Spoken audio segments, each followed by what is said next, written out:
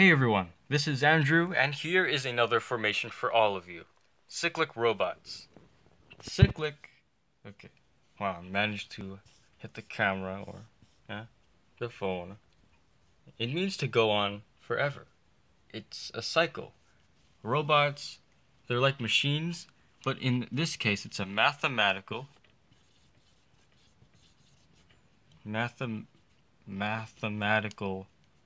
program. It's usually visual, it can be algebraic, and it is made up of fields. So back to fields, it's showing analysis within different types of values. So as we can see, for a point on or between these two, let's say endpoints for this line segment alpha, we already know about our logic that it's between these two endpoints, or it could be equal if we're doing movement between, well, not between, but like with this point. If we're trying to move this point back and forth, it can be simplified or it can be transformed into a robot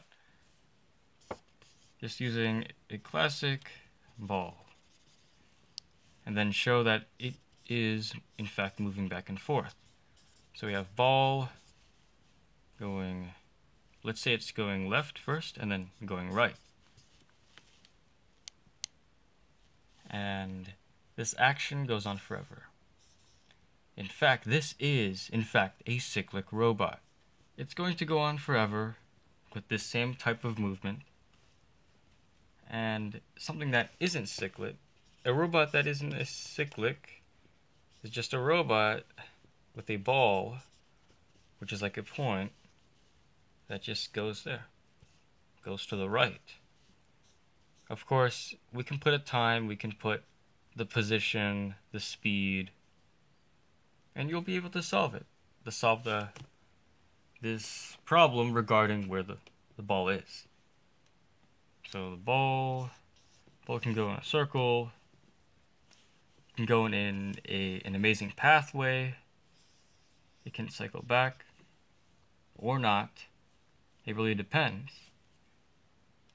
You can do a lot of other, let's say, robot parts, such as rotations, like a kind of like a fan. It's kind of like a crank.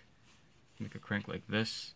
So the fan's crank, whatever it is, it's going to go in a clockwise motion.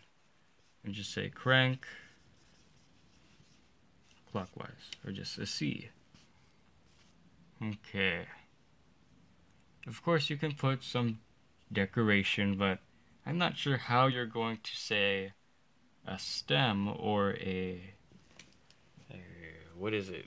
It's a rod with like a ball. It's like a pendulum swinging back and forth, and then we have another fan going here. We have two fans. One's going counterclockwise. It would be clockwise to us. No, it's going to be counterclockwise from above. Okay, just say counterclockwise. This one's going clockwise. Yeah, it's one robot. See that?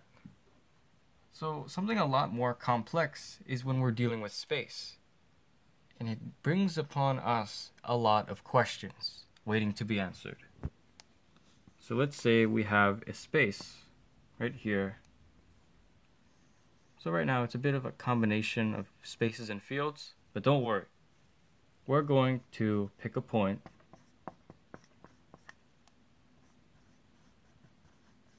as long as, we're going to call this space Q, as long as the point is inside space Q. So will this robot cycle?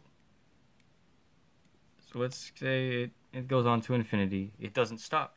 Yeah, by the way, it could stop if you want to, but it's just fun for it to go on and on and on.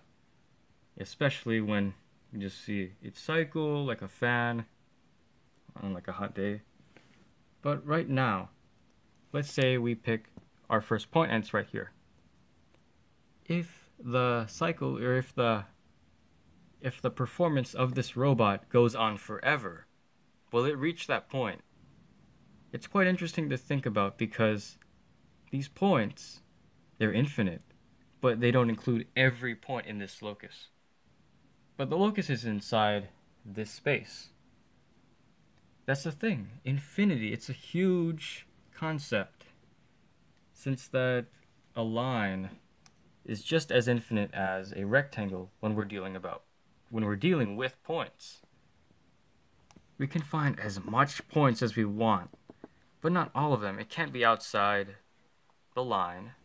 Same with outside of this square. Okay, same goes with higher dimensions. But what's to say? Will it ever reach that same point ever again, so it can be counted as a cyclic robot?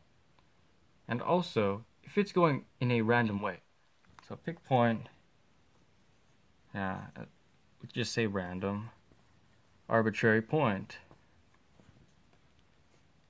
Will it ever follow the same pattern ever again? Of course, it's going to cycle. So, yes, it can. It's kind of ideal for it to go in the same way, but this is a bit of an exception right here. So, what do you think? Where should I go on with this? Should I ever continue this? Let me know. Because robots, I want to see how I can deal with this new concept. Thank you for watching. See you later.